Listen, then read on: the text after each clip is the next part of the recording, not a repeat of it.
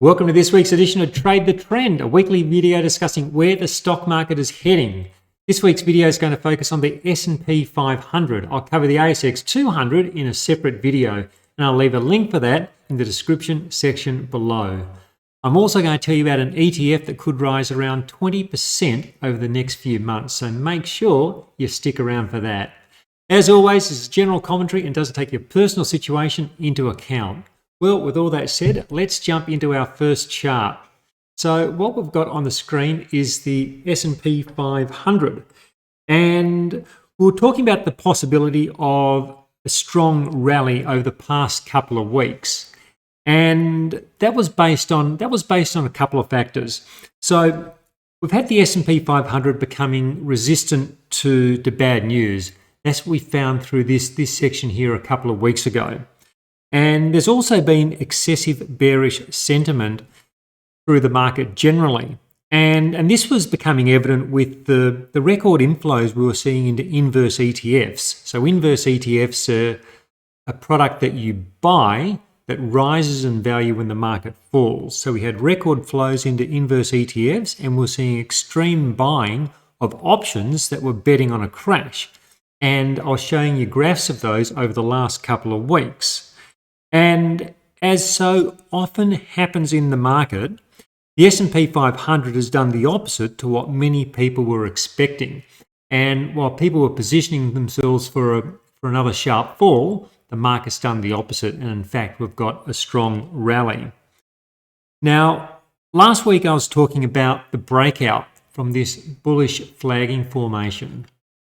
And what we've found is, so we had the breakout about a week and a half ago. Then we had a pullback during the last week, and now we've had another surge. And what we have now is we have a decisive break above 4,000. The 4,000 comes through here. 4,000 had capped the market for initially when it first got up around here. Market pulled back, but now we've got this decisive break through 4,000. And another positive for the market is that this is the first time since April that the S&P 500 has traded above its 100-day moving average. So this is a 100-day moving average, and this is a 50-day moving average. And you see, we've got to come all the way back here to April to find the market only briefly, but at any rate, getting above that 100-day moving average. So we've had quite a lengthy stretch of prices being below the 100-day. And you see the same price action is evident in the Dow, in the NASDAQ, and in the Russell 2000. So it's a broad-based rally that we've seen over the last couple of weeks. Now, it's really interesting, I think, when you if we just look at the last 3 months. So just coming through this section here, so where are we now? On the 29th of July. So if we go back here to, let's say, around the 29th of May, and you see the market's traded in this really wide, say, 16% band. But if you look at where the market is today to where it was 3 months ago, you see it's barely changed. It's around the same point it was 3 months back, despite this extreme amount of volatility that the market's been through. But while the price is around the same, there's a key difference between 3 months ago and where we are now. So you see, 3 months back, the S&P 500 was below its 50-day moving average and below the 100-day moving average. And as you often hear me talking about, I'm often saying that the market is its most vulnerable when it's trading below these moving averages. And I believe that, when the market is below those moving averages, that's really when I think you need to be the most cautious and you need to be the most defensive with your portfolio. And that was certainly the case. This is where we saw the steepest part of the decline when the market was below those moving averages. But what we have now, we've got a very different situation developing on the charts.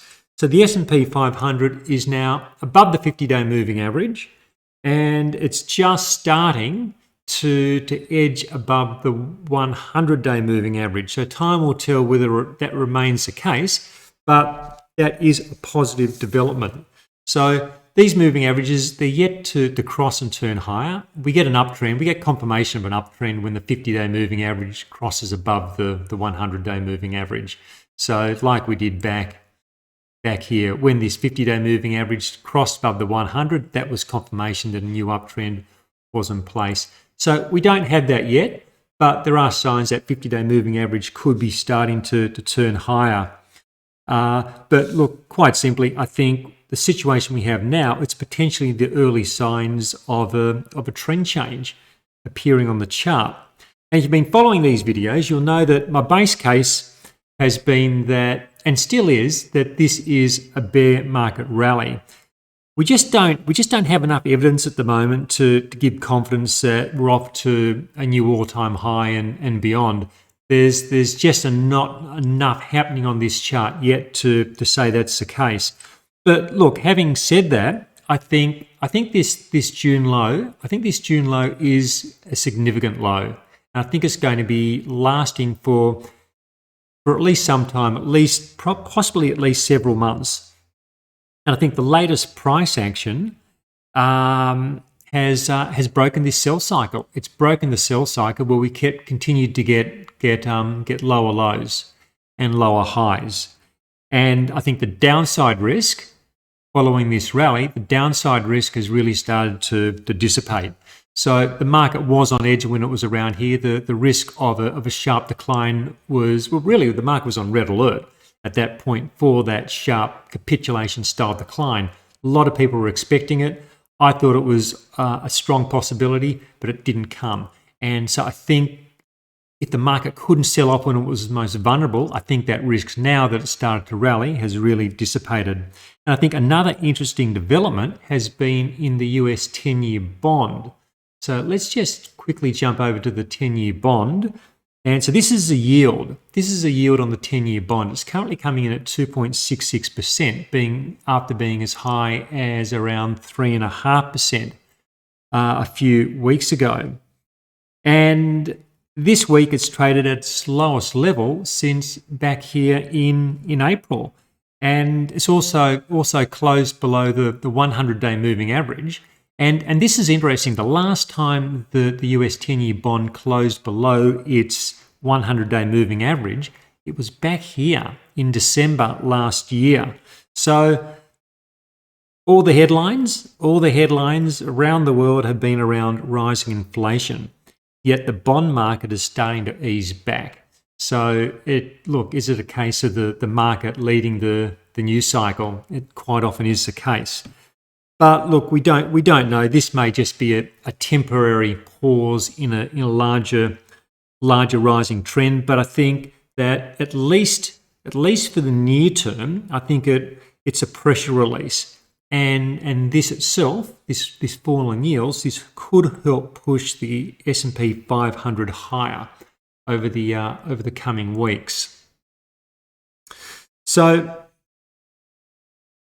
I want to talk about like how to play this. But look, first of all, if you're getting some value, please hit that like button and please leave a short comment. Just, hey, Jason, thanks for the video.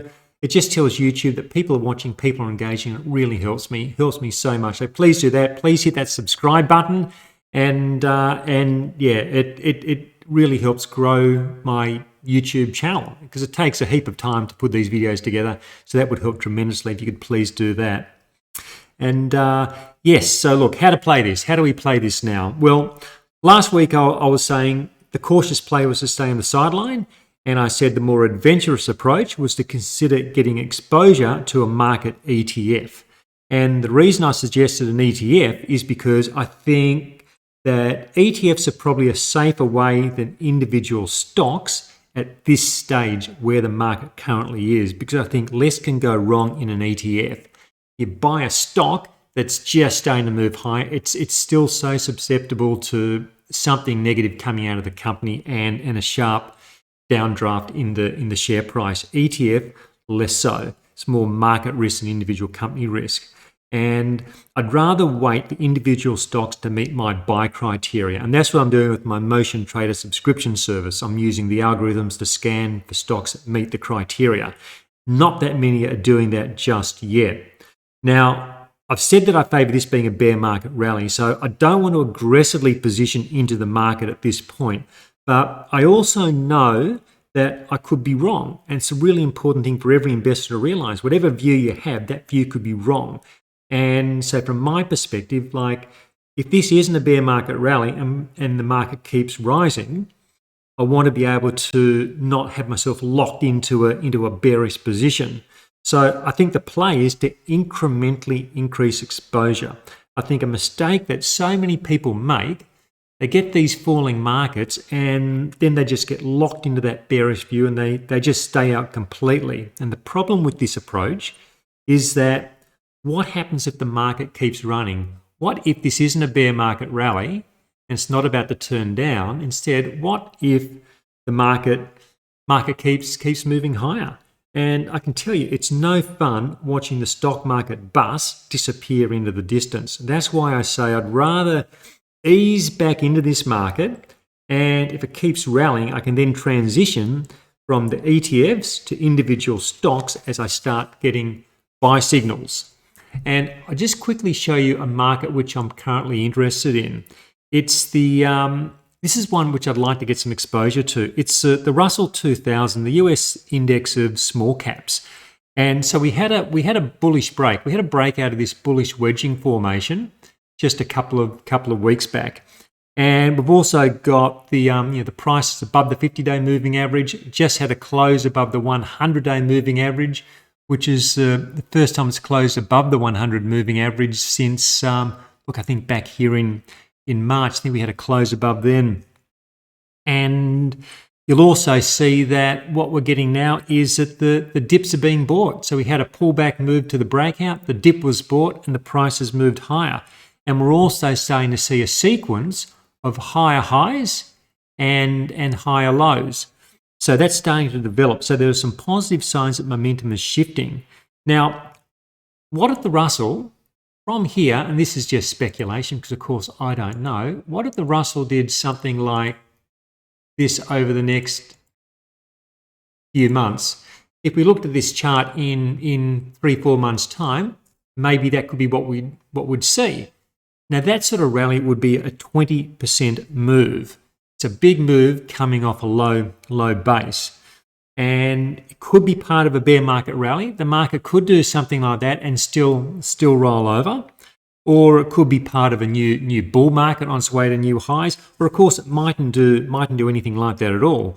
But rather than sit on the crowded sideline waiting for things to get worse, I'd rather get a few players back on the field just in case we do see a move like this, and just in case a move like that continues to go higher. I think the risk of a significant downside move is relatively low for now. And if you're interested in this sort of play in like the Russell, there's a US listed ETF with the ticker code IWM. It's an iShares ETF. There are also plenty of other ETFs for the NASDAQ and the S&P, and many of those are listed on global exchanges, including the ASX 200. So look, it's shaping up as another really interesting week. We've got that upside momentum there. Things are starting to move. A lot of negativity still. I think that could help fuel some higher levels. So look, let's leave it there for this week. Thanks for joining me. Please give me that like, and I look forward to coming back, talking to you next week. Until then, bye for now.